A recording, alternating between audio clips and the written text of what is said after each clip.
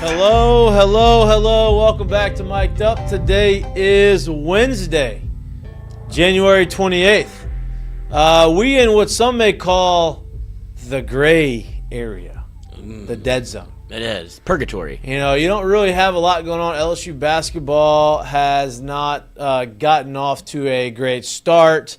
You're a little over 2 weeks away from baseball season, college football. LSU football conversation has kind of slowed down because transfer portal obviously closes, all that stuff is done, and now you kind of get back into the normal flow of operations, so to say. So there's not a lot to talk about in that realm. We will find things to talk about there. We have a lot, yes? I was just going to say, from an LSU perspective, an LSU show perspective, we also, we try to hit on everything. LSU's done us a lot of favors over the past couple of years doing the show, whether it be LSU baseball, winning a national championship, firing coaches. I mean, we've squeezed every Listen, amount of juice from that limit. We've got now it's time for us to actually work and put forth some content for you that is not just handed to us. Right? Championships easy to cover, coaching fires are easy to cover, coaching hires easy to cover. Now when you get into this little dead zone period, you got to figure it out, get creative, and we're going to do that. We're going to have a lot of conversation. We're going to have a lot of fun talking about all things LSU, all things sports around the country. LSU basketball just got off to an 8-2 deficit against Mississippi State. Not a great start. I thought it was just 0-0. It's 8-2. I'll look down for 2 seconds. We're not going to be talking a lot about that. We're going to obviously get into the baseball conversation. We've started that conversation. Coach Jay Johnson came on the show on Monday.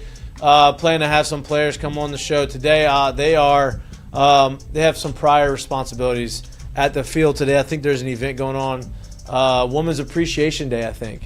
And so the players are there kind of showing their appreciation for women, which is a great thing.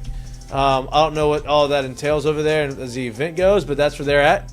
As the season progresses, we'll appreciate women even more. We will have players come on here every week, and so you get to know them. We've already got a list of players. We've already had players contact us about ready to come on. So looking forward to that. We're going to talk all about that. We're going to talk about SEC baseball. We're going to talk about other teams around the conference, what we think we're going to see throughout the conference. We're still doing our research on other teams, so we're going to get into that as best we can. It's also Wednesday, so it's Ask Mikey and Mitch. Throw your questions in the chat if you haven't done so already. Instead of LSU giving us content, why don't you give us content? Why don't you start giving us questions so that we can start talking about it? Oh, yeah. Just ask Mikey and Mitch. Yeah, that's what I said. I thank you. Yeah. Shows you how much you were just paying attention to my intro. I was listening. No, you were not. Obviously not. You're on your phone. That's like when the teacher's talking to you and says something and then asks you a question and you're like, I'm just going to repeat back what I thought I just heard. And then that was probably like 4 minutes prior to what you actually heard. Yeah. I'm in the class. Okay. We're joined by Lloyd. Thank Obviously, he's here. He said he took his Adderall. Doesn't seem like he's taking his Adderall. Not locked in. Also joined by our two-time national champion, once in football, once in baseball, first-round draft pick for the Chicago White Sox. New dad, our co-host, Jay Mitch. Hello. I like the beanie. Beanie looks good. Oh, thank you, man. Yeah, beanie looks good. Beanie looks good. It's like that kind of beanie weather, and then it hits 12. It's not really beanie weather, and then once the sun goes down, it's kind of beanie weather. That's it. That's the South. And then Saturday is going to be very, very cold. Yep, there you go. There you go. That's beanie weather all day. We're getting a resurgence in this storm, apparently. So you know who else is getting back around? You know who else is getting a resurgence? LSU baseball. PJ Tour. Oh, yeah, that fat fuck. PJ Tour's getting a resurgence. I mean, at this point, you've got to give Bryson DeChambeau $1 billion to stay at Live, huh? Yeah. Like, either Bryson DeChambeau is going to make the most money ever in the history of sports, or he's going to say, they have it. I'm just going to go play in the PGA Tour and still make a shit ton of money on YouTube because his YouTube channel makes him a ton of money outside of already making money on the golf course. So he's not hurting. Well, I don't think that's where we intended to start. I know. But it was a good segue when you said that. It was, because I was talking about this yesterday with my buddy Tyler, golfer, and we were talking about obviously Brooks coming back, and now Patrick Reed's coming back, and then Bryson DeChambeau. When he left, it made a lot of sense, right? Like, wasn't the most liked guy around from the fan base's perspective. kind of was a different cat in terms of how he approached the game of golf, insulted Augusta, and everybody was kind of out on him. Right. And he's like, oh, I'm going to go do live because I'm quirky, a little weird. Then he starts the YouTube channel. And people got to And people love him now, so there's no better time for him to come back because he's the people's golfer. Correct. And so it makes a ton of sense. If he's not the next domino to fall, then and he is like and he qualifies. He just won the U.S. Open. Correct. And he is someone that you tune in and watch. Yeah. That's what the PGA Tour wants. They already have obviously a ton of great golfers, but you want the guys that move the needle every time they play. You know, like Tiger Woods. Sky Scheffler does that, but Sky does it in a boring way. Unless he gets arrested. Yeah, unless he gets arrested, which Sky Scheffler won again, which insane. We didn't mean to start golf. That was just that was a great segue into the you said something that was a great segue into the golf conversation. But yeah, LSU baseball also. Well, you talk about a segue, Coach. Something that has gone up on Nicholson Drive. They spent a lot. They spent a lot of money on having to redo those things a lot lately. It does seem to be quite the investment, and it obviously you get the video whenever it comes out. It's great. Gorgeous. I mean, it's great. We talked about this on the ride up here. The Intimidator LSU has national champions. There is 8 of them, right? 2, 4, 6, 8. And so there's other schools that not to poo on any of this. There's other schools that celebrate their regionals and super regional appearances, which is great. But if LSU did that, there would be a lot of redoing things, and there'd be a lot of put them on the seat back. Yeah, there'd be no more space. I don't feel like.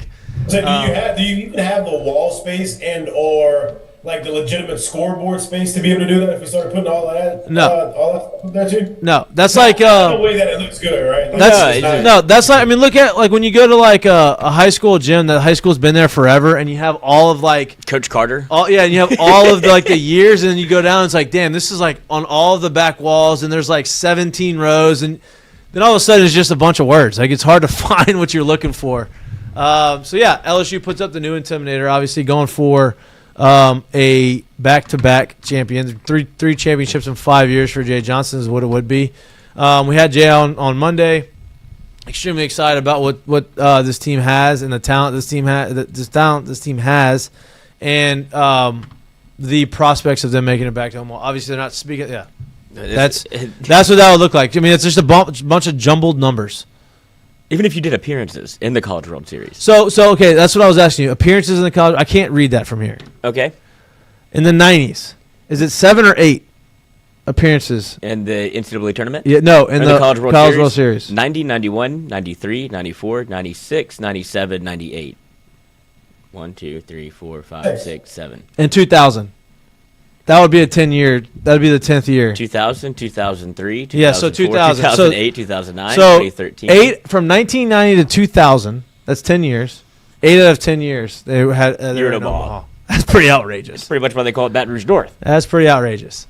And now you know why they love us there. Yes. Uh-huh. Yes. And we might stimulate the economy a little bit. Correct. But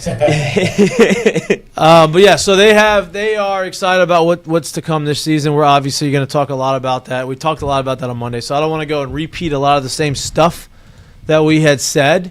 I will say that I am extremely excited to see how this roster construction and the development of these guys looks. I'm looking forward to going and watch some of the scrimmages. I'm looking forward to seeing some of these guys from the year before take that jump. Like I want to see what Aaron Beatty looks like this year. Mm-hmm. Right? That's a big name for me because and we talked about this last year. An unsung hero of the team last year was Luis Hernandez. Right? He kind of steadied the catching position. We didn't know. He didn't catch a ton in college. And he caught really well. He was really good defensively. He obviously he had some big moments with the bat. He came here as an offensive guy. And you looked up and you said, damn, he was really good. He was good defensively. I don't say really. He was good defensively. And you didn't really feel like you you didn't notice him much on defense. Now, when Aaron Beatty as a freshman came in, you had some situations that happened that were like, man, he just showed up too much in bad defensive situations and bad growing pains. Yes, and bad plays. And it's just one of those things where it was like, okay, it's hard to not – because he didn't play every game. So the moment stuck out. But you would see him running some balls, and his swing looks really good, and he was able to generate some buzz offensively. And all the reports we've gotten from Coach, from Jay Johnson, and from the guys around is that he has significantly improved behind the plate, which you would expect going from freshman to sophomore. Listen, I don't care how high level of baseball you play in high school or travel ball, catching the type of arms you're catching day in and day out at LSU is something that you haven't been able to prepare for. I mean, you got guys throwing 95-plus consistently with hard sliders, breaking balls, change-ups, and doing a whole bunch of different stuff that you're not, there's a lot that goes with that.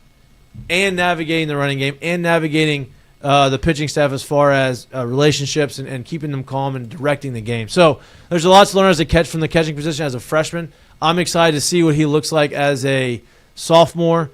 I think you're going to see a big jump offensively, obviously, but you're also going to see a big jump defensively, and so that's one of the guys that I'm excited about. I guess that brings me to my question is, between y'all two, who is a guy that you saw last year, not a guy that's coming in new, a guy that you saw last year that you're like, okay, I want to see what he looks like in year two with a year under his belt? I'll build off of that. I've always been a big proponent of the guy behind the plate needs to be, like, his number one priority needs to be able to handle the pitching staff, whatever that means for him, right? Now, that doesn't necessarily mean that the catching part of what he does needs to be the best thing that he does, but it needs to be more than adequate. You can't be a liability back there. And I think a couple times last year, and a lot of that could have to do with youth, a lot of that could have to do with not literally being out there every day and getting a feel for these guys and really understanding how their stuff moves, how they like to work, and all of that kind of stuff. But there's a couple times last year where Aaron Beatty showed up, and it was kind of somewhat of a liability. I think the biggest thing when I look forward to him this year, and it's kind of got to do with him and the one that I want to look is, look, I know they brought in some other reinforcement guys that could potentially plug and play in the middle of the lineup.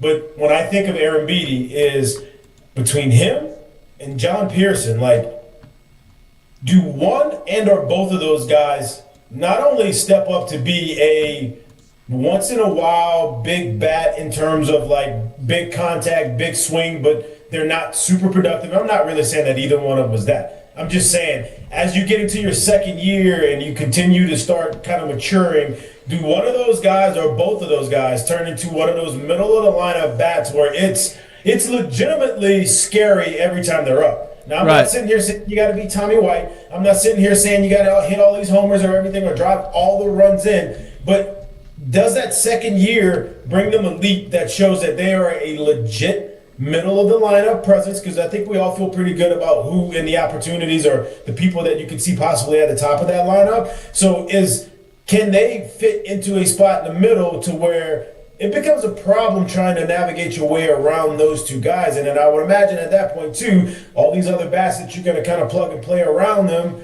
those become big factors as well. But if we talk about it once again, like if you think about that team last year, the team became a different team when Ethan Fry got in the lineup. Yep. And he wouldn't leave the lineup. When he added that thump, that presence, that size, that swing, that everything that he added in the middle of that lineup was like, oh shit, this is completely different. And I want to see if one of these guys or both of these guys can have that second year jump this year. Yeah, no, I agree. I know Lloyd talked about John Pearson after he watched him in the scrimmage, and he's like, this guy's going to play. Right? Mm-hmm. So I don't know if that's the guy you're gonna pinpoint on this question that I'd asked about who you want to see in year two. But I'm excited to watch him too. Is there a guy specifically that you like? Does it have to be a guy that is like maybe didn't play as much, like that to make a leap, or a returning guy to make a bigger impact? Either one. Either one. I'm excited to see what Jake Brown does every day. I like that. Because I think you saw him in spots, and you saw like when he played, obviously it was hard to keep him out the lineup as well, but then he was a matchup guy in some situational hittings because you had depth pieces and other players that have been here before with bigger Pearson or older Pearson. And so it became you could platoon those two guys. Now with Jake Brown being an everyday right fielder, I'd like to see what his numbers look like and where he can go, maybe take that next step, the next step up. Right. No, I like that. I think. I'm about to say, too, if you're talking about Jake Brown, I think it's important to point out it's not just about excited to see what he can do with it. The opportunity for him to play everyday right field was a big reason why he's still here. Yep. Because we all saw what he did against right-handed pitching last year. We all saw that he didn't play as much against left-handed pitching last year. There's a lot of people in the country that's probably picking up the phone, knocking on his door, all in his DMs about, hey, we got an everyday opportunity for you this year. He chose to stay at LSU. He chose to challenge the coaching staff to give him that opportunity to win that spot. And if he has, it'll be interesting to see what he goes out there and does with it. Because what we saw from him in year 1 and year 2, and then year 1 and year 2, and then year 2 going into this year, there's been leaps and bounds each year. And if he takes that next leap, he becomes a primetime elite player at that spot. Yeah, 100%. And I think we all believe that. I know he believes that. That outfield is going to be something serious. Yeah, if not the best in the all three of those guys, the best in the SEC. All three of those guys will be, maybe not all three. 2 of the 3 will be at the top of the lineup, and I believe Stanfield will probably hit 9, which he did tremendously last year. And that's not saying that he's not good. That's just saying that there's a lot of value to have him at the 9 hole to be able to roll the lineup over, like he did a lot last year. So you're going to have 3 pivotal guys in the lineup with those 3 guys. You're going to have obviously Milam. I believe Milam's going to hit second. Makes sense to me. I think he's going to hit 15 homers this year. He hit 12 last year. Let me ask you a question, because I think this year is a lot different than last year in terms of what we're talking about right now. When you got Milam, Curiel, and you got Brown, and you got those 3 guys who can fit kind of interchangeably in the top 3 of the lineup, do y'all expect to see anybody else really crack the top 3 in the lineup and spend a significant part of the season in that area? And I'm not asking who, I'm just saying, do you expect anybody else? Do I expect it? No. Do I think it's going to happen? Yes, because every year so far that has Jay has done that at some point has that's not true, because if you think about it, for the most part, really, significant part of life, not who we penciled in games 6 and 7 in the College World Series. I'm talking legitimately spend a significant part of the lineup. If you remember 23, that lineup didn't move much at all. It was those top 3 guys for the vast majority of the year. So that I'm talking about a situation like that. Yeah, I could see that. I could see that. You have Milam, you have Curiel, and you have Jake Brown at the top, but you're also forgetting Stanfield. Stanfield's hit 9. I said that. I know, but I'm saying that could change. Oh yeah, he may. Yeah. But yeah, depend. That's a guy. Maybe he puts up at the leadoff spot.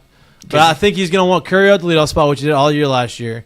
I believe having Milam hitting 2 hole with him being a switch hitter allows them not to have lefty, lefty, lefty. Right. So you got lefty, righty, lefty. And then obviously you have York as a DH potentially in the middle of the lineup there. He's also a lefty, right?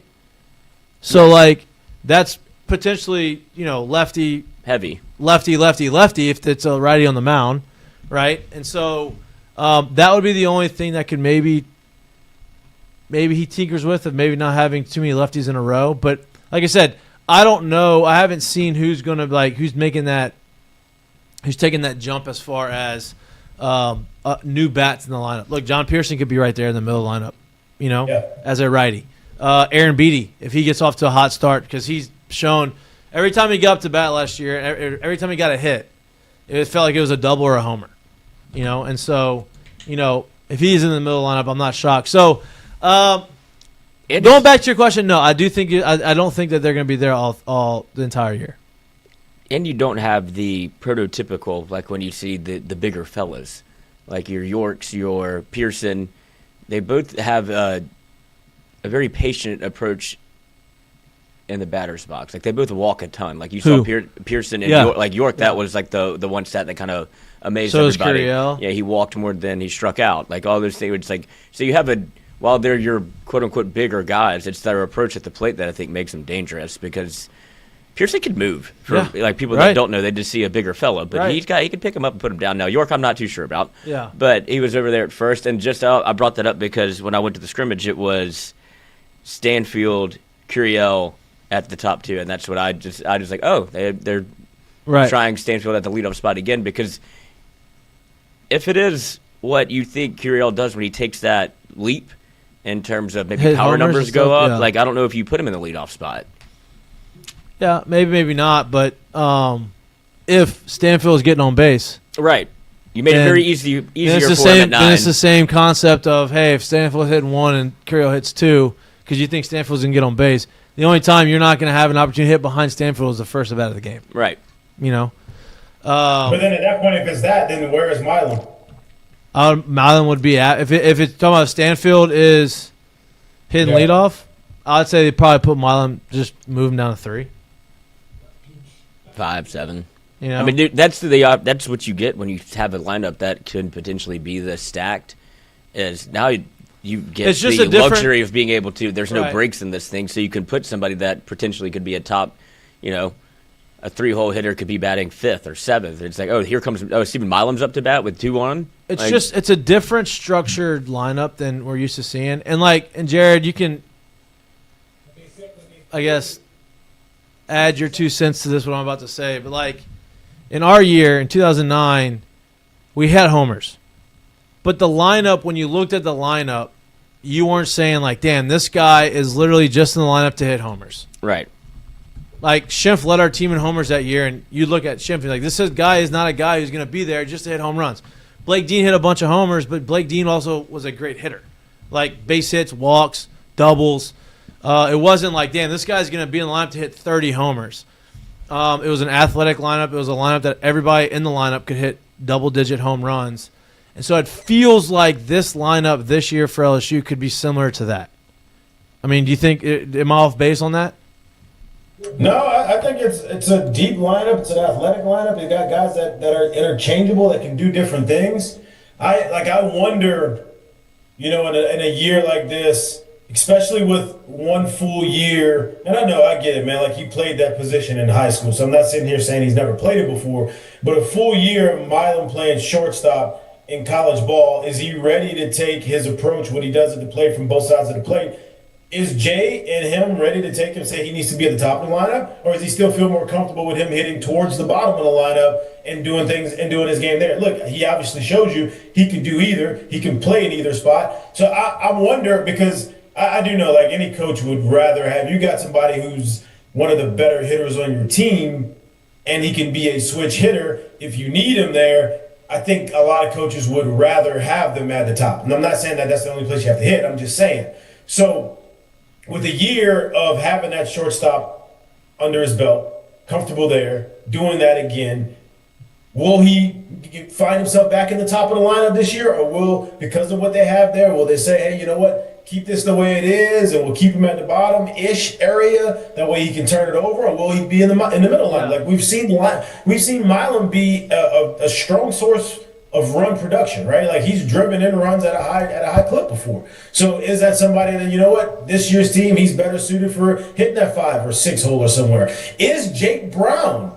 Let's tell the truth about it. If Jake Brown is taking the leap and bounds and steps that he needs to take against left-handed pitching, I don't think he's hitting six hole every day anymore. Is Jake Brown going to be in the top of the lineup? So, like, there's a whole bunch of those things that I think, and Jay kind of alluded to it the other day, where he said, we have some time. He really wants that time that they have left. These 13, 14 days they have left before the season starts, and I'd imagine he's going to use as much of that time before they get to the conference, and even well into conference play, trying to figure out what is the best sauce for this team, what is the best move for this team. I brought up those 3 guys earlier because they are experienced. They are older now, especially with Curiel having a full year under him. Stanfield being in college for a few years, obviously first couple of years at Auburn, and now he comes over to LSU and being able to do what he's doing.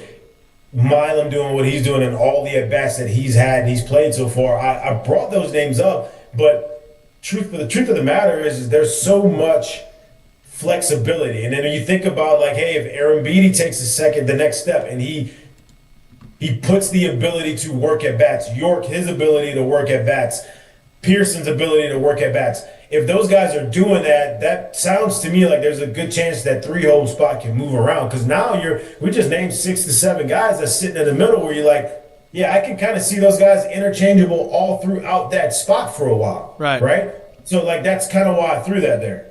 Yeah, no doubt. I mean, it's going to be interesting to see. I don't know what Jay's thinking, but I would imagine that those 3 guys with the experience they have and the best they've had, We're gonna be up there, but like you said, Jay's gonna put those guys in the best position to drive guys in if they're gonna be the run producers, right? And the bottom of the lineup's not getting on base, and he needs the top of the lineup to be on base, and maybe they're hitting 4-5, so those guys ahead of him are getting on base. I don't know. We're gonna see what happens. Like you said, there's a ton of flexibility, and it's gonna be interesting to see how it progresses throughout the course of the season. Ask Mikey Mitch 30 questions in the chat. I don't know if there's any questions in there right now. We have chat questions. We have Twitter questions. Okay. We can get rocking, and I've not vetted these yet. It's okay. Let's make some more fun. But that's so if I say something uncouth, it's not me. I'm just reading. Hey, can we set up the phone lines for baseball season? We can. I think we should do that. Absolutely. We can set up phone lines right now if you want. Well, I mean, I think we should promote it first. Mm-hmm. Yeah. Get some all-time moments with the callers. They will say it now. I'm just saying, if you open up this door, they understand that the YouTube is a free reign experience. Correct. Or some things people. Are these live calls? Oh yeah. I love that. What was that? I think my computer, my Yeah, Siri's so it's going live. off So there. people will say some things that you're like, oh God, shocking. I didn't know because they don't have to do this every day. Right. So it's like they can get it, pop in, pop Well, out. if they say something, then just hang up on it. Well, yeah, I'm just saying it will still happen. It'll doubt. be heard. No And doubt. it's like, well, okay, gotta go. No doubt. So it's just it's a fun experience. Keeps I think production. I like that. Keeps our production team on its toes. Interested. Mhm. Yeah. No doubt. All right, I got a full crew over here. Yeah, I see it. Big team. Great first question, Nick Curry Hey. in the chat on Twitter at CurryChicken703. Will Mik'd Up do another LSU baseball draft this year? Oh. I haven't thought about running this back, but we definitely should. Did people enjoy that? Yes. Okay. And I have to say, I do have a production team on that. One other You do? person. That helps. Okay. I say we do it. I came in second. Now, Jared this Mitchell- would be It interesting. was me, right? Yeah, you won by a point. Yeah. It would be an interesting. God damn it. It's going. I was winning the entire time. I think it'd be interesting this year because you don't have. You have a lot of unknowns. I know. Yeah. Because it was easy for you to go first overall pick Bear Jones. Did I do that? Mm-hmm. I thought I went Kate Anderson. No, you went Bear. And then we're like, oh, because you were winning at the beginning of the year. Yep. And then it went it's like, through a little lull. we did like total, it was like total bases was a part of it. And then it was home runs were weighted a part of it. And it's like, well, this is a great first pick. Yeah. Because he led both of those categories. But then, water fonts at the level, I guess. Yeah, we evened out a little bit. But we do need to revisit that draft. Okay. I like that. We'll revisit it and we'll do another one because we did pick some players that did not they weren't conducive for maybe helping the team, and that's not their fault. They just had different people in different roles than we maybe thought. Now we know how it works, and But what's the old saying? The clock's right at least twice a day. Mm-hmm. That's right. And it seems to be midnight. But yeah, we'll run that back. That was fun. Okay. In. Ask Mikey and Mitch. No question, just the dad advice. This is Fonz. Do not feel helpless when your wife has a rough night or day. You really can't help with what's making it bad, but just try to help the small things. Picking up, cleaning, take the baby after feeding, and let her do nothing. And don't say anything. Yeah, that seems to be the smartest play. Or complain. Let's add that one. But yeah, that's Perfect advice right there, Fonz. Yeah, that's I like great that. advice. I've taken that advice over the last 10 days. Yeah, It's been great. it's I would Been a imagine teamwork feeding at night. I am the runner. I go get everything that I need to go. If I need to go to the front and get the bottle made, I go You're and the do that. clubhouse guy. You're the clubhouse guy. He's a clubby. I'm the clubby. Yeah. I go fill the bottles up. I change the filter if I need to.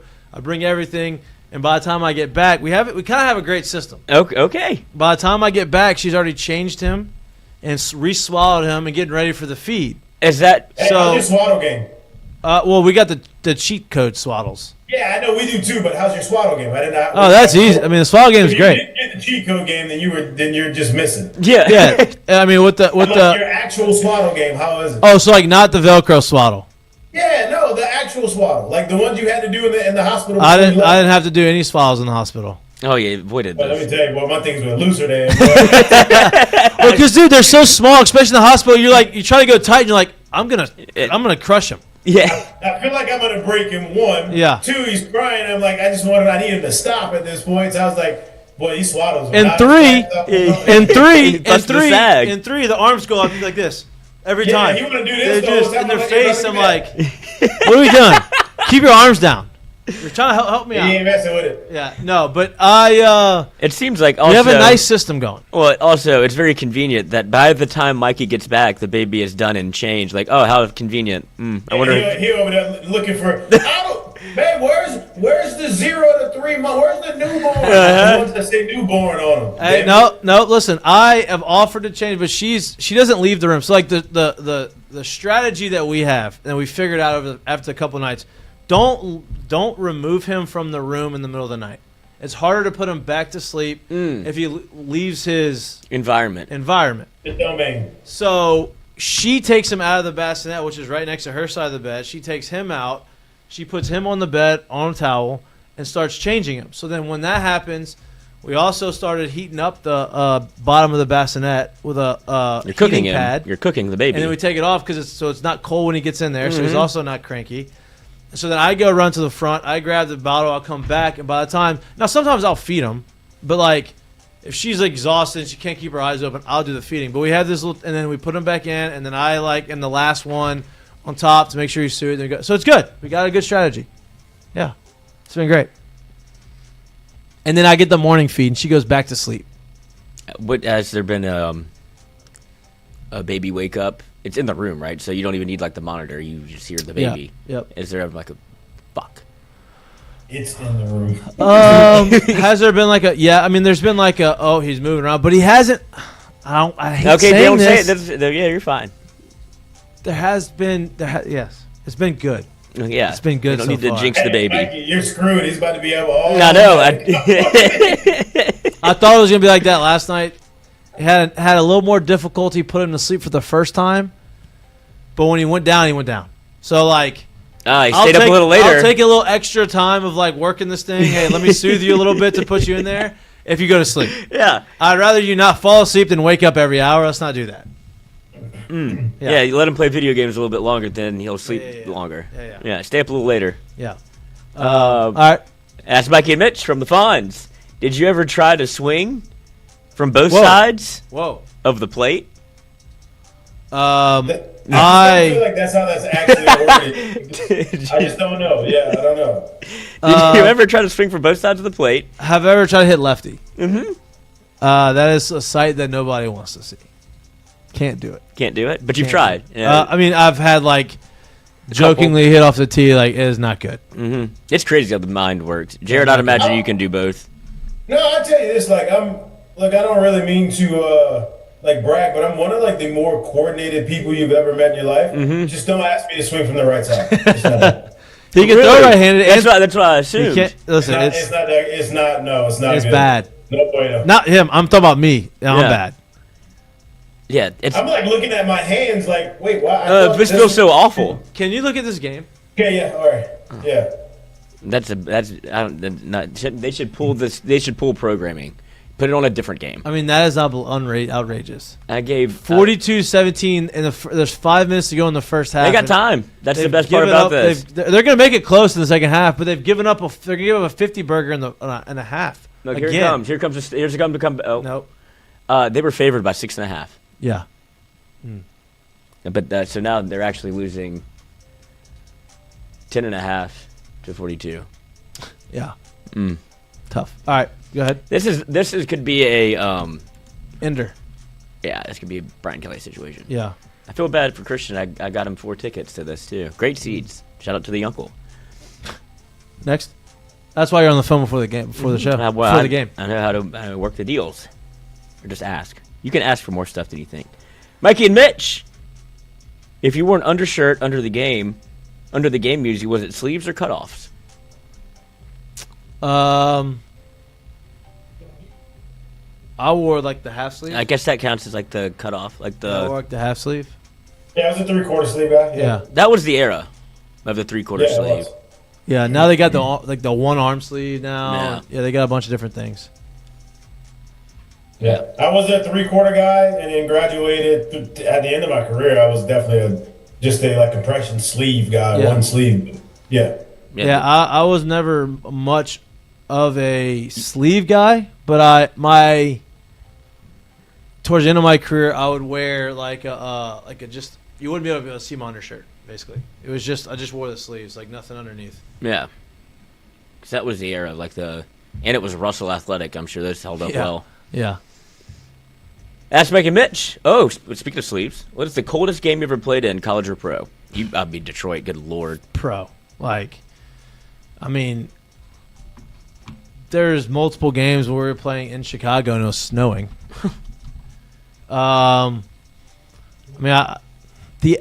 Put it this way: the average temperature of the 2018 season, that first month of the season, was 30 degrees.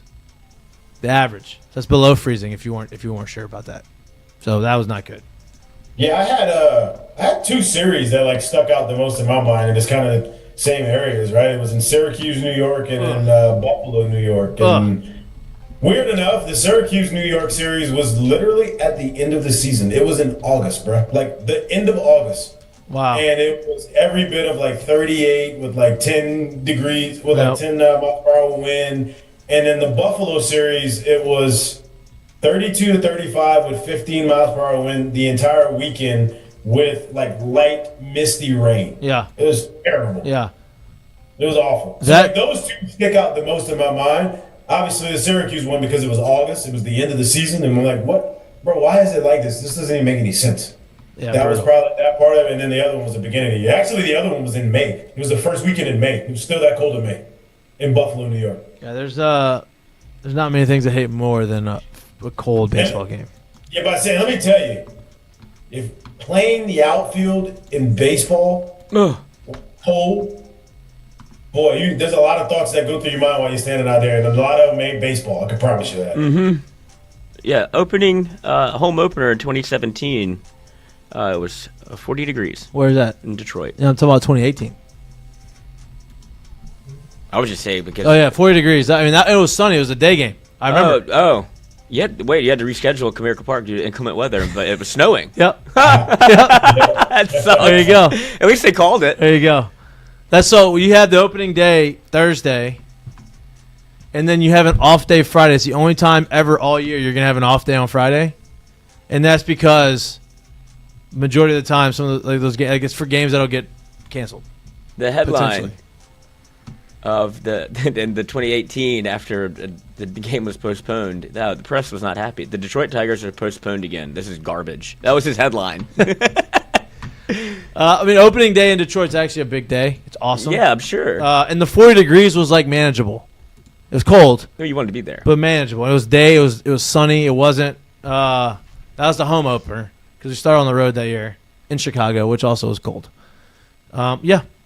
Ask Mikey and Mitch. What was the craziest clubhouse rule you ever had?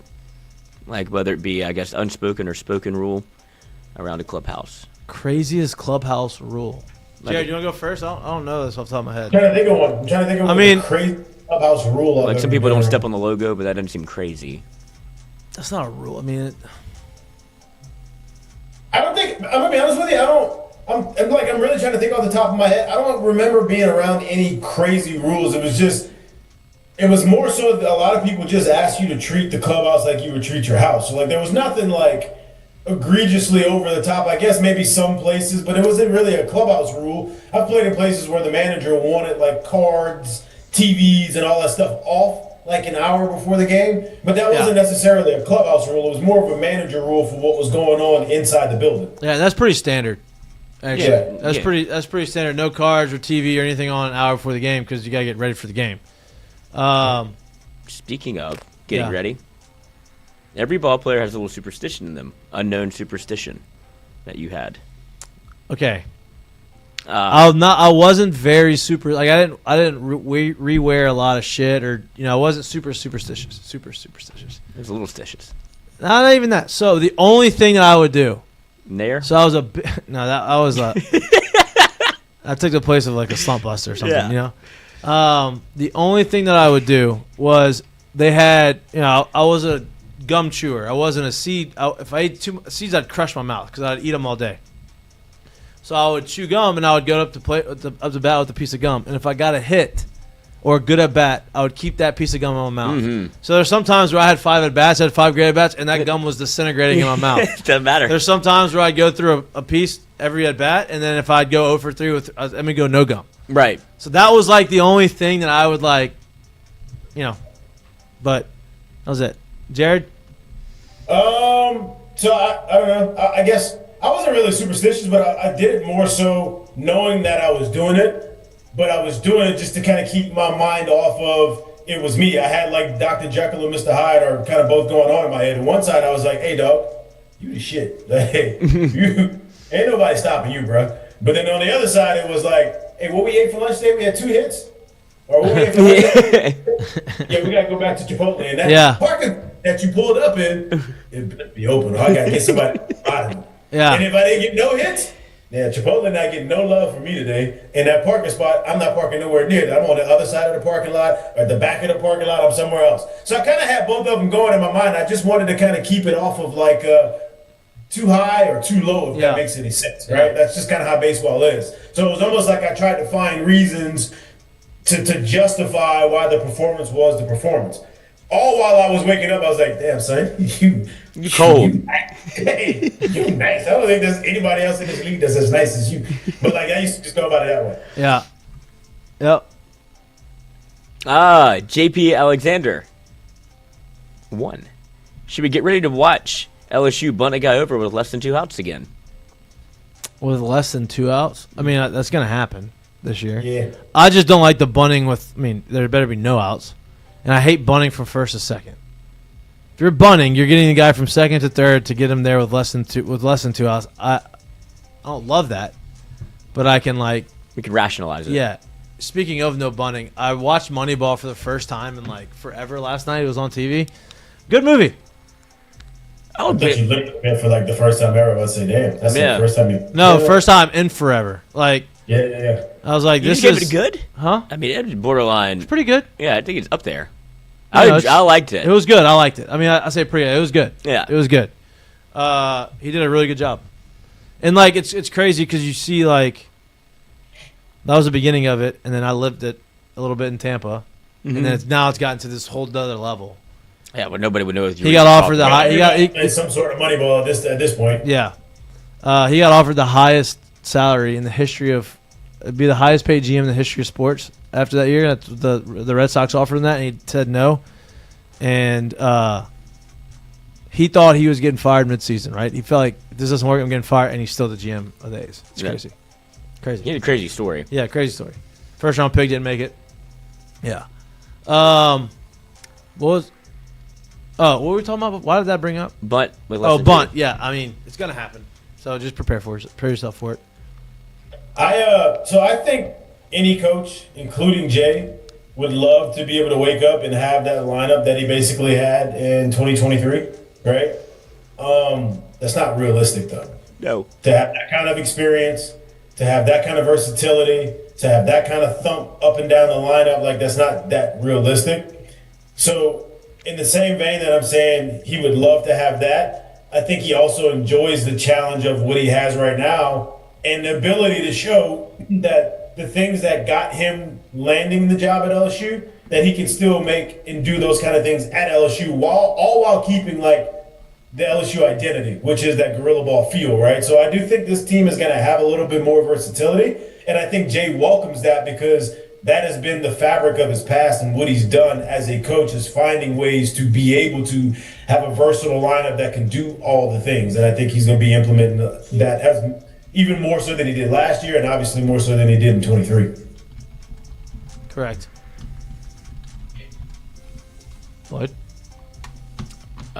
Whatever Jay decides I'm with. There's times to bunt. There's times where that may not work out, and that becomes how people base their decision off of. Jay coaches baseball as a baseball coach. Yes. And if he feels like, hey, our he doesn't offense, have any hard and fast rules. If he feels like our offense is in a position where they're not clicking on all cylinders. Sure. Oh gosh. All right, I'm gonna do what I need to do to generate runs. Yeah. If he feels like these guys are swinging and they're all hot, you're not gonna see as many bunts. It's just that simple. Or if he doesn't like what he sees, he might get tossed. I don't have to watch this. There you go.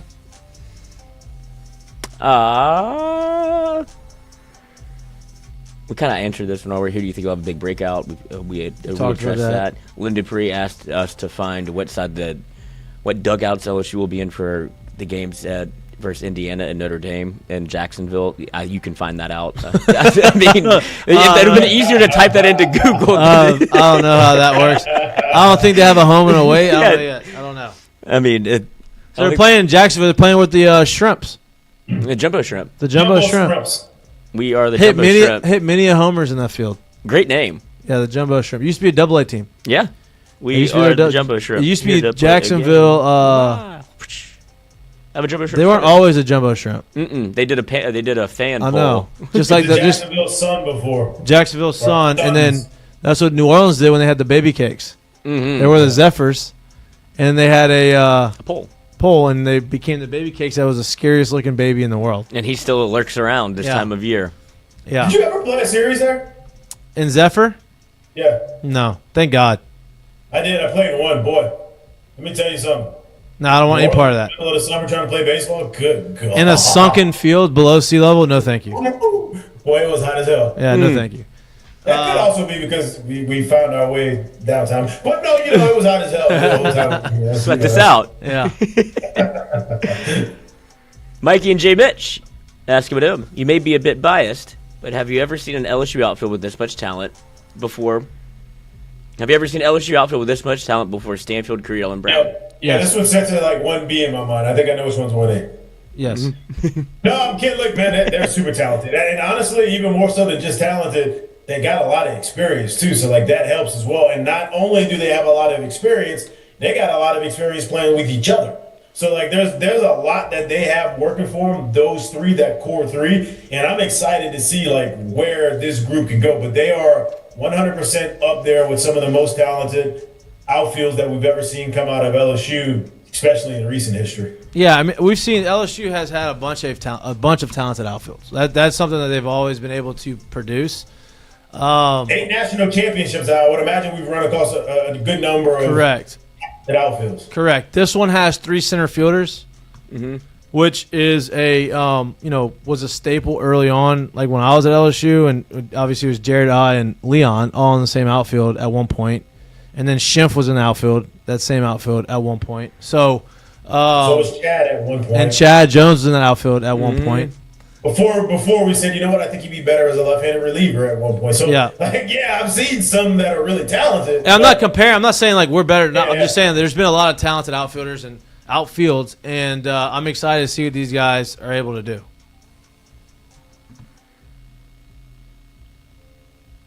Is that it? There's some conjecture in here that I haven't seen. There's a little bit of basketball talk. Nothing positive. No, of course. I mean, they're losing about 20 points. Actually, I think they got underneath 20. Is there? Oh, here we go. This is from J&J 61299. Thoughts on all the freshmen this year for LSU baseball? I will maybe phrase it a bit differently. Who's a freshman that you could see maybe make an impact the way that you saw that happened last year with Case and Evans? Obviously, Curiel feels like. Well, I know who you think. We've seen. Didn't you send some video on one of the pitchers they got that you like with the smooth delivery? Mm-hmm. I did. I don't know his name. Paez? Yes, it was a short name, but yes. And I think that's his last name, right? Mm-hmm. Paez. Yeah. But yeah, he looks really good. I'm gonna be honest with you. I haven't been able to get a deep dive into the freshman yet. I gotta go watch. I mean, I've heard a lot about a lot of them. You had the number 1 recruiting class in the country.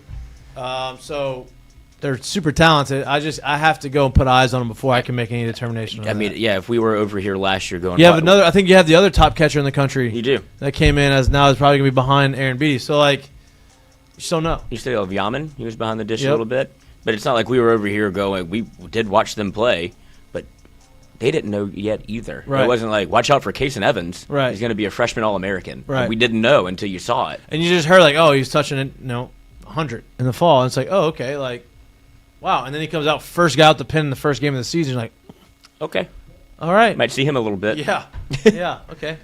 Foreshadowing right there. Yeah. I mean, Jared, I'd assume that you agree with what I just said as far as we had to get layout. 100%. Yeah, okay. Yeah, no. Like I'm just sitting here and I'm thinking to myself, I'm like, if I'm just going off the top of my head, and I'm really honestly thinking about what's coming back in the position player situation, it's going to be hard for a freshman to break into the lineup, right? Yeah. And I'm not saying that none of them will, but if I had to guess off the top of my head, just because of how many arms you cycle in and out, I would imagine one of those guys probably out the pen would be the first to make a splash and maybe even the biggest splash. Well, and that's the other thing, right? Like pitching, on the pitching side, you have more opportunities to go and make a splash early on because there's more guys, there's more innings to be had than like position players specifically. You know, because you have 9 guys you play and you only have a certain amount of at bats per game and all that type of stuff. So, unless somebody like goes down or does something and a freshman comes in and kind of takes over that role and ends up just running with it, I don't really. It's hard for me to pinpoint anybody like that offensively. But I'm with you. I think a pitcher potentially could do that. Is that it? Skip it. Did you ever have a good relationship with a pitcher where if they fooled you on a pitch, you gave them a head nod or a look or anything like that? Obviously, Jared has a story as well that people remember, I would imagine. Was he 2 former teammates? What story? Well, Renato. When you hit the homer and Renato ended up. Yeah, but I thought we were like kind of talking about like in college. Yeah, I do have. That was a pretty good one. I have. In college though. Yeah, I mean, I have. I had good relationships with guys that I say good relationships, like guys that I knew, but never really were teammates or friends. Right. Like that we just had mutual respect for. Where like maybe I had some success off of him, and he had maybe some success off of me, and he threw a pitch that kind of went against the trend or something that I hadn't really pulled out on me. We've been on each other's mind. Where'd that come? He's like looking at me like, I'm like, okay. I'm in the report. Yeah, all right. I don't really, off the top of a head, I can't like pinpoint a name, but yeah, I definitely have had that. I was thinking of the question more so from a college standpoint, and for me, I unfortunately didn't really have a lot of that opportunity, if you will, because I didn't do much I wasn't ever there for fall ball, and I didn't do any summer ball stuff. So I didn't get a real chance to actually play against teammates until I got to pro ball. And obviously, as you start getting older, you start moving, you run into guys. And obviously, you may run into some guys from college as well. So in pro ball, there was guys that I had that kind of a relationship with. But in college, I didn't know because I didn't have enough like rapport with those guys, facing those guys. I never faced them in the fall, never really faced them in summer ball. Yeah. Interesting. A name that's not being mentioned a lot from P810. Ask him expectations for Devin Sheeran this year. I mean, I'm excited to see. Me too. Because we've heard about everything he's got and all the the ability he has. We hadn't seen it on the field yet because he tore his ACL, but he got back into the year, was pitching in summer ball. I think he pitched pretty decent in summer ball. I'm excited.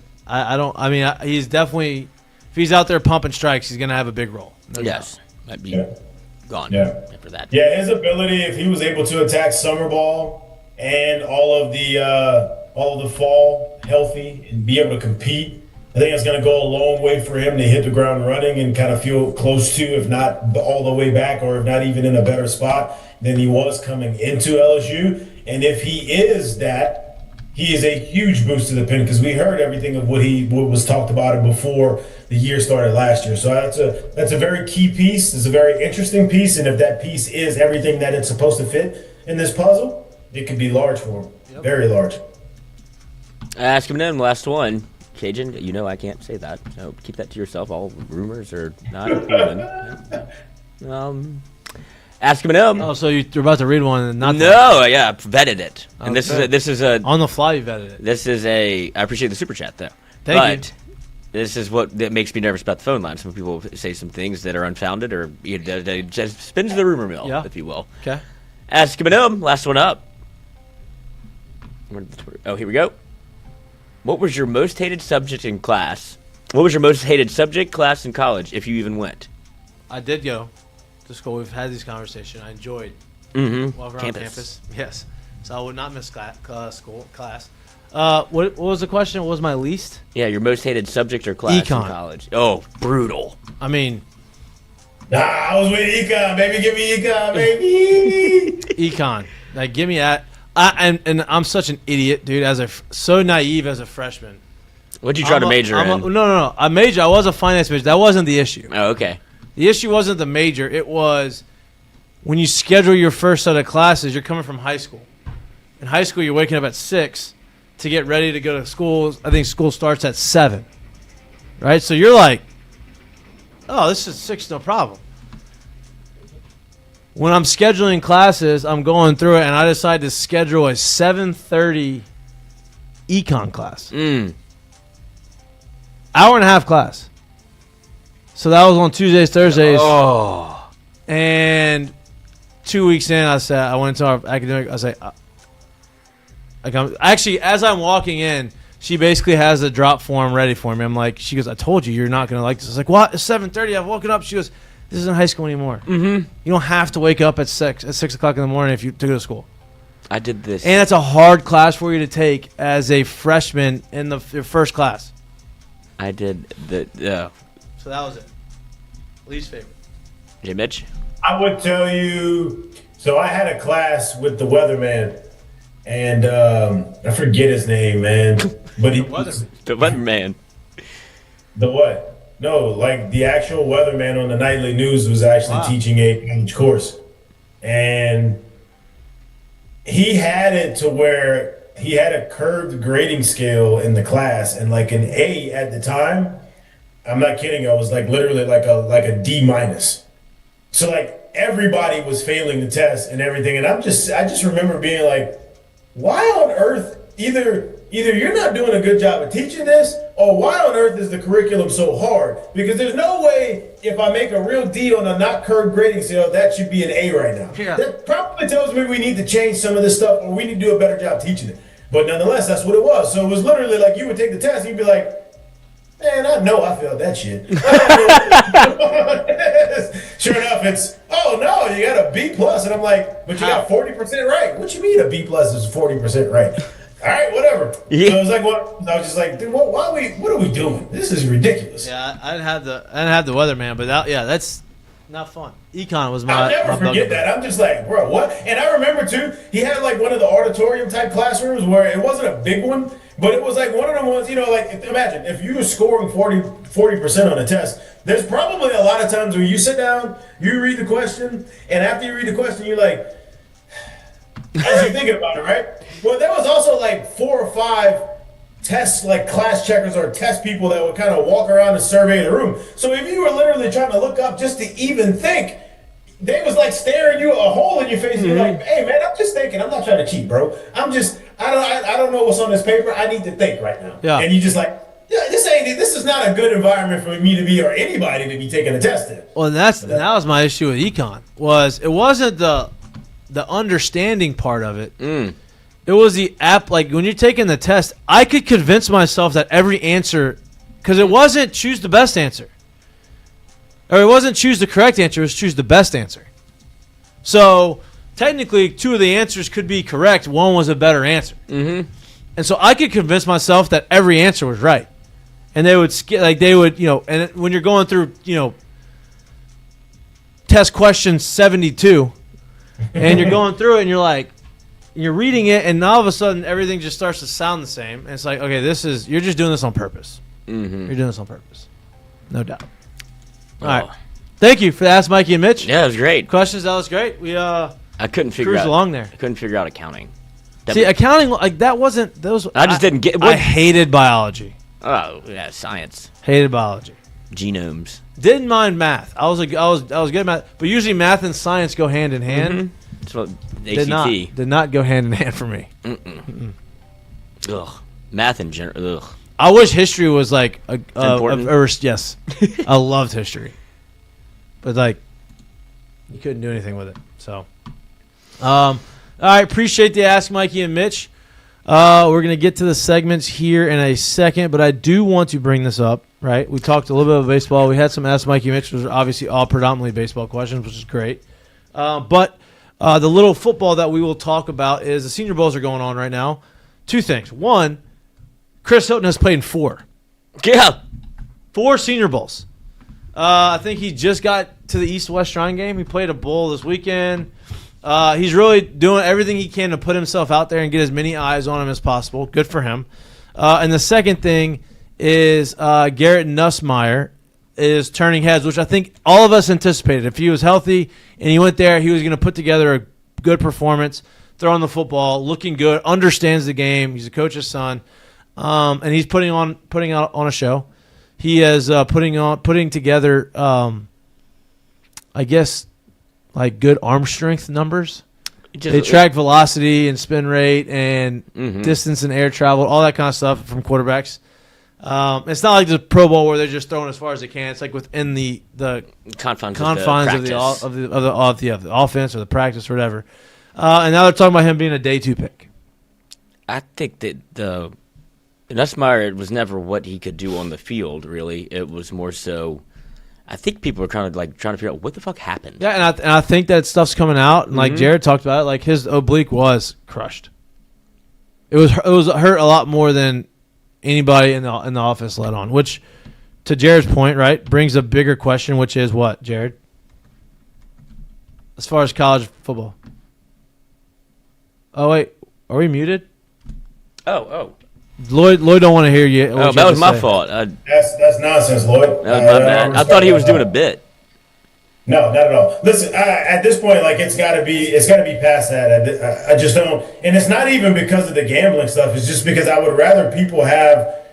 We don't have to know everything, but man, like they dumbed that injury down as if it was kind of a nothing thing, a nothing burger, and it was obviously not that. And then we don't get real.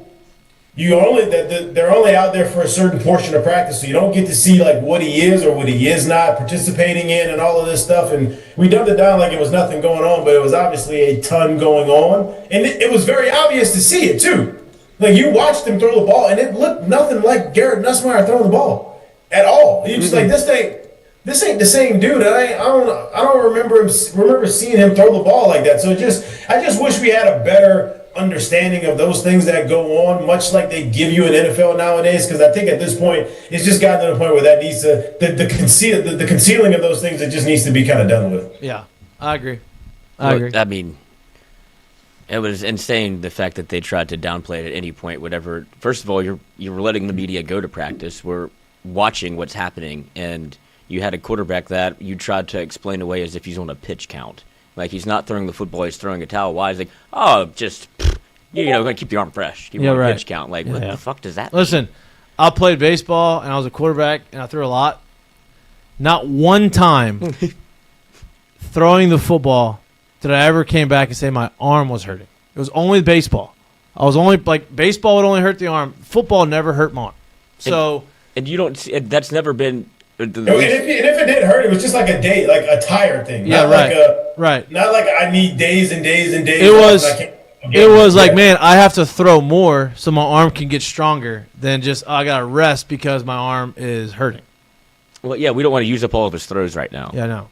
And like I didn't play quarterback in college, so like that's never been the case. No matter as long as the sport has existed, there's never been a quarterback on a pitch count. Yeah. And so unless you actually had like a Drew Brees labrum surgery, right? And you are literally unless you're Ben Roethlisberger with the UCL surgery. Yeah, like you're coming back from an actual surgery. Yeah. Oh, and this is Nuss talking about when he re-injured his core. I haven't seen this yet. I just want to see. The game, they obviously decided to try something different, and things weren't working. And so, if you saw the game or saw me on the sideline, I was still me. I had a responsibility as 18 to still be that guy. And, things were going back to normal the next week. And Tuesday in practice, I tried to rip a throw and re-injured my ab. At the time, which we still thought was a core injury, right? And so we never really fully knocked it out. And so from there, we tried week to week to try and get me to be able to play. And it got to a point to where, the play where I decided, hey, I can't do this. I was throwing a frontside shallow, which, if you know ball, that's a 8-yard throw. And immediately after I threw it, I bent over in pain. And so, at that point, I knew, like, if I can't throw a frontside shallow, I'm not effective. I can't help my team win. And so from there, it wasn't really a decision I was able to make to not play. It was kind of forced upon me. Okay. See, that's what you could have just said. I wish you could have said that earlier. The year. They were all protecting each other, and that's why you shouldn't have a quarterback and that's why everybody's agent. gone. Yes. Everybody's gone. Yeah. All right. Everybody knows what a frontside Seggies. shallow is. Not everybody knows what a frontside shallow is. If you know ball. If you know ball, though. Seggies, mistake of the day. Mistake of the day. We have a man that is. Have you ever seen Shameless? Yes. The TV show where Frank, obviously known for his attempts to maybe never work a day in his life. A real-life Shameless situation. A man cut his foot off to meet the disability quota for entrance into medical school. It didn't work, and now he's going to jail. So with no foot. Now the foot doesn't come back. Wow. That's crazy. What an absolutely wild, like. If people Frank put was the wild boy in Shameless. Let me just tell you, right? Remember he shot himself with a nail gun? if people put as much thought or as much effort into actually like working and like trying to be better at something than coming up with these schemes, they'd be a lot better off. Like, think about he had to go through that, and obviously he didn't work out. Must have not really thought it all the way through. I'm gonna saw my foot off because it's gonna help me get into medical school. Is that what you said? Mm-hmm. To meet the disability quote for like to help some financial aid or something. No, so there's a there's a quota you have to meet for like disabled doctors, that there's a pool that you would be able to pick from. So Siraj Bhaskar, 20 years old, had twice failed the medical entrance exam. So there it is. There it is. He was desperate. Admission into a government medical college, leading him to take the extreme step and claim he lost a foot in a violent bear attack. When police saw through his ploy, they're seeking legal opinion to determine what section of criminal law could be leveled against him. They found several inconsistencies in his statement. Examination of his phone and questioning a woman whose number cropped up in the probe further deepened suspicion. And he also written in his diary, I will become an MBBS doctor in 2026, which is the disability portion of this. So he planned it. Yeah, not great. Not great on his part. No, wait a second. Do y'all think he did it with a manual saw? Y'all think he did it with this my question was, bad doctor. You decided that you're gonna say a bear. It was a bear, right? Oh my god. And you're gonna saw your foot off. The only way you lose your foot because of a bear is if there's like bite marks or if it like crushed. The bear not an even bite. Relax. Not an even just sawed off foot. Oh my god. Wow. Yeah, I guess you have to try to make it look kind of gnarly. Yeah, how do you do that though? I guess what are you on? What are you on to get You're better off going out into the woods and letting a bear really try to do it, and have somebody say, "Hey, I need you to shoot the bear when he gets too aggressive." But the thing is,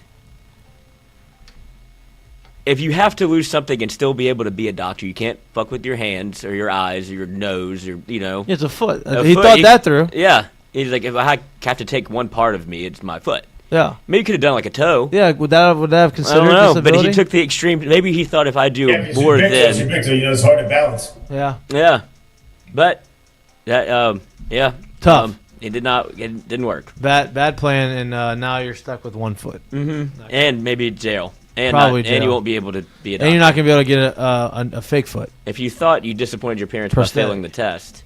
Yeah, now you're footless, they've disowned you. Yeah, no doubt. Honor. Curtain calls. Lloyd, you got one? I do, but it's not so much a curtain. Well, I guess I can give it to. I would like to give it to Tom Brady for inserting himself into this Polian Belichick conversation, because he has went to bat for, despite his whatever you think about the two coaches. Kraft too. Yes, because Bill Belichick, for those that don't know, 100% deserves to be a first ballot Hall of Famer. Yes. He was not voted in on the first ballot. Many are pointing to Bill Polian as the architect of this ploy to keep Belichick out, at least as a first ballot Hall of Famer, as he's gone on to say I actually voted for him. And then I said, well, who else did you vote for? I don't remember everything that I did that day. And it's like, okay, so you're lying. But Tom Brady goes to bat for his old coach, as you know, I know. I think it wasn't the best split of all time between Brady and Belichick, but even Tom can recognize that this man deserves to be a first ballot Hall of Famer. Nearly everybody that is involved with the NFL, aside from Bill Polian, seems to think so too. So it's just a real tragic error amongst the NFL. Yeah. But shout out Tom for mending shout a out fence. Tom. He should be a first ballot Hall of Famer. That's embarrassing. That really is. The Polians. NCAA, they're definitely not. NFL, which they won't, should step in and say, okay, hold on. Like, we're gonna trump everything that you just said, and he's going in. But I know they can't do that. Tough. Jared, you got one? I don't, but I honestly would like to just add on to that. There isn't many things that you see. There isn't many things where you see that gets to the public nowadays that there is a completely unified opinion on what should have happened in this situation. Everybody who's dropped in to that conversation is all like, what on earth is going on over there? Right? And so I think I would like to give the curtain call to everyone noticing the disservice here and calling that shit out for what it is. But the second part of it is, for me, is at this point, what are we afraid of by not having the voters of things like this? Well, why are they still anonymous? They need to be not. Why don't they have to put their name on something like this? Like, you have no problem sitting here saying you voted for this and that person now that people are asking, but obviously not enough people voted for them. So, like, why can't we get that out into the public and understand who's voting these guys in and out and all of that kind of stuff? Polian clearly has a lot of pull within NFL franchises because, lest we forget, Polian, who's a Hall of Famer, Hall of Fame resume. Polian used artificial crowd noise at the RCA Dome to hinder opponents in the 2000 playoffs as the Colts president. Polian convinced the Bears to hire one of the worst head coaches of all time, Matt Eberflus. Polian said Lamar Jackson was not good enough to play quarterback in the NFL and should have been a wide receiver. Polian had the pass interference rule changed because Ty Law, Rodney Harris, and the Patriots dominated Peyton Manning and his Colts, so he went to go have the rule change and succeeded. Polian said Tyrann Mathieu was undraftable. Polian also passed on Tom Brady multiple times. A lot of people did that, despite saying he had a first-round grade on him. He's just a halfway. Yeah, I don't like him. His son stunk too. Oh, speaking of, his son, who is Brian Polian. Don't get Lloyd started here. No, he did the most Brian Polian thing ever. So he works at John Carroll, where he was the athletic. What do you call it? Like the I keep wanting to say DA, but he was like the athletic administrator. What am I trying to say? What is it like? AD. He was the AD of athletics. Jesus. But AD of athletics. Athletic director. Athletic director. That's what it is. Yeah. Jesus. I'm getting there. You right there. You mentioned Brian Polian. I get dumber. But he was charged and tasked with hiring the head football coach. Brian Polian does what you assume to be a search. Time goes on. No coach yet. No coach. JCU. He makes the announcement of the next head coach. Who do you think he picks? Brian Polian. Wow. He hired himself to be the head coach of the football team. Wow. These people they can't keep getting away with it.